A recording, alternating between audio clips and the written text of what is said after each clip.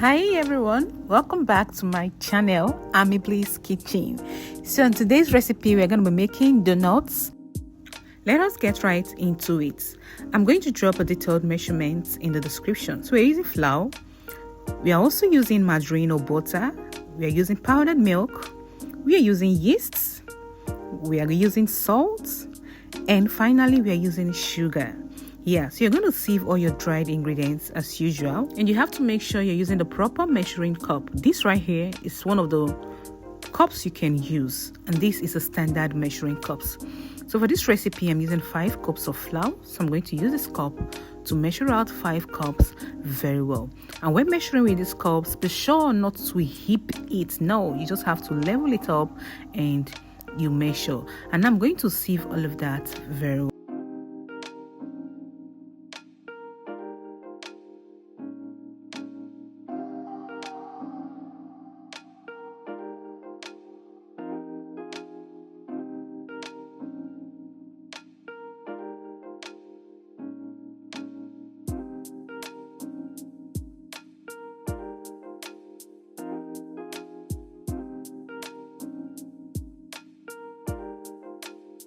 I'm also going to be sieving my salts.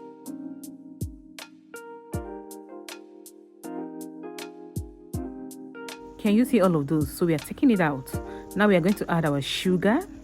Also going to go in with our powdered milk, because we are mixing all the dried ingredients first. And we're also going to go in with our yeast. Please be sure the yeast don't come in direct contact with your salt.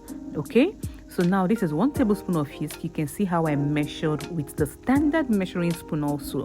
And I'm going to use my spatula to make sure I combined all the dried ingredients properly.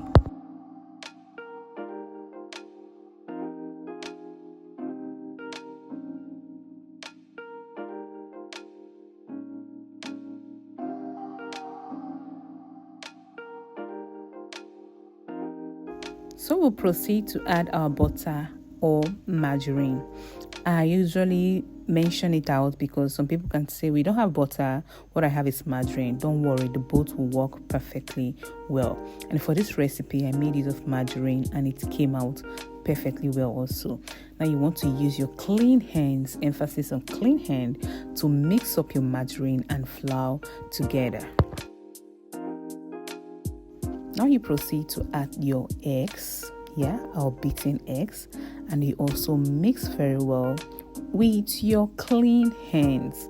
Emphasis on clean hands.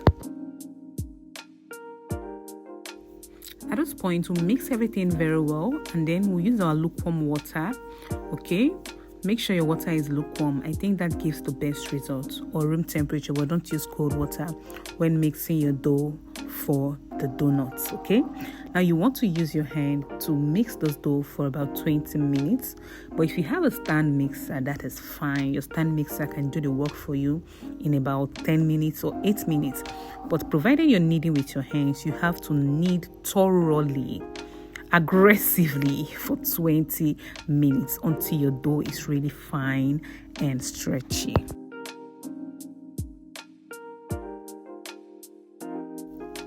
When your dough has come together, you have to consciously beat that dough. Yes, you have to beat your dough, beat it very well, okay? And once your dough can stretch out like this without breaking, then you know it is ready. All you have to do right now is to oil a pan or a plate or a bowl and put in your dough and allow it to rest for 50 minutes to 1 hour. You have to let your dough rise so the yeast will activate and your dough will double in size. Cover it up, keeping it in one place for 50 minutes to 1 hour.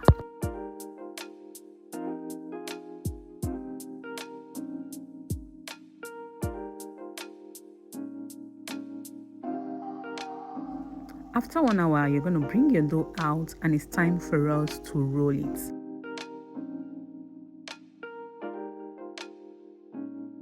Make sure your hands are clean. Now you take your dough, put on your work surface. I'm going to be showing you the two methods I use in cutting my dough. The first method is I use a dough cutter, and the second method is something I will show you later on this video. So firstly, we are going to be using the dough cutter to do this, and before then we'll carry our paper, put on our pan, flour our paper, and this is where we are going to be putting our cut out donuts before frying.